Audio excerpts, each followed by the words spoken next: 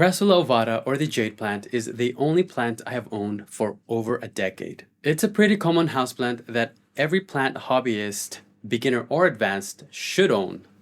And I'll tell you why. First, it's one of the most easygoing plants there is. Because it is a succulent, it doesn't require frequent watering. The plump leaves store plenty of water, making it resistant to periods of drought. This is a perfect plant for busy people who are interested in keeping plants but don't have a lot of time to put in the care. When it comes to lighting, it thrives in brightly lit spaces and can tolerate direct sunlight, mostly during the morning hours when the sun is not so intense. Second, jade plants will let you know when they are not satisfied with certain conditions, and rarely will they deteriorate quickly, so that gives you plenty of room to address whatever problem it's facing. So what are some problems? For one, with the lack of light, the jade will appear leggy and stretch towards the light source. More mature leaves will also appear droopy, but when exposed to intense sunlight, mostly during the summer season, its leaves will start to get scorching. Jade plants won't break the bank because they are readily available and accessible. I guarantee you walk into a plant store or the garden center and you are bound to find a jade plant for sale. One downside though is that most jade plants for sale come in 2 to 6, maybe even 8-inch pots.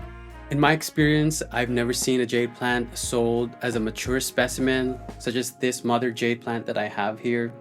And this leads me to the next point, in that because they come in small sizes, they are a perfect plant for small spaces. Jades are slow growers too, so you don't have to worry about it taking over your space anytime soon, if at all.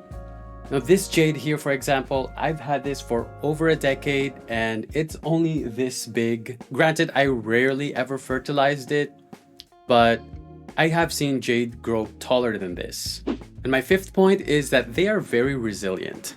This jade here is a branch of the mother jade in the back here. About 10 years ago or so, we had super strong winds and it toppled the jade. Multiple branches were snapped and I just potted them into soil, and a month or two later, they became their own plants. Without realizing it, I had successfully propagated them from branches, and you can also propagate them by leaf. Now, I have not tried this myself, but I have seen others successfully propagate jade stem cuttings through water. Because of this resiliency, you can buy one jade plant and just multiply them and have your own jade garden for yourself. Now, this reason might be contentious, but in some cultures, jade plants are highly regarded for good luck and prosperity, especially in the realm of feng shui.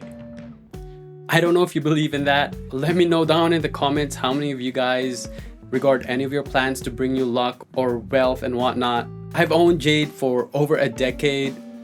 Can't say I'm really wealthy, but that's all I'll say about that.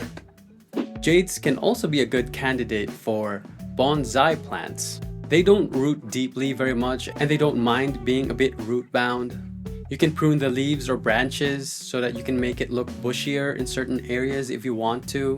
But I have to say that because their stem or trunk is a bit on the girthier and tender side, it's a bit harder to manipulate their growth into turning them to different shapes, unlike other bonsai. Like most of my bonsais haven't been repotted in years.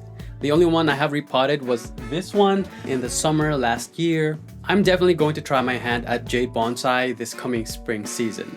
Another interesting thing about jade plants is their resistance to pests. Now, in my over a decade of experience, I have not once had to deal with any pest infestation, nor fungal or bacterial infection.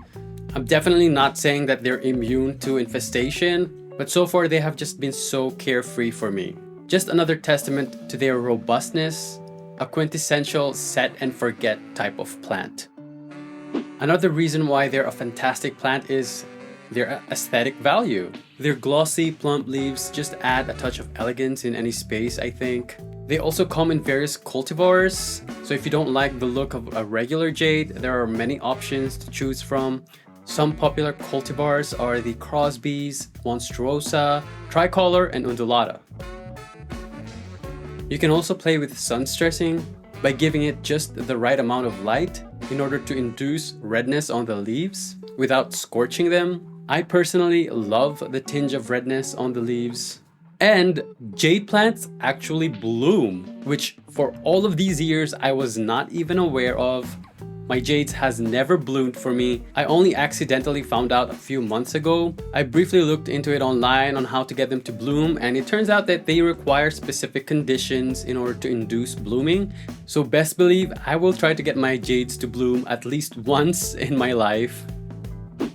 Now, out of all the positive points I've listed, I would be remiss not to let you know of this one major downside, and it's that they are toxic, mildly to humans but a bit more severe to pets. So definitely something to be aware of, and take caution if you are going to get yourself a jade plant and you have pets. I'm lucky that my dog does not care about any of my plants. So despite being a very common houseplant, jades are one of the best plants you can ever own.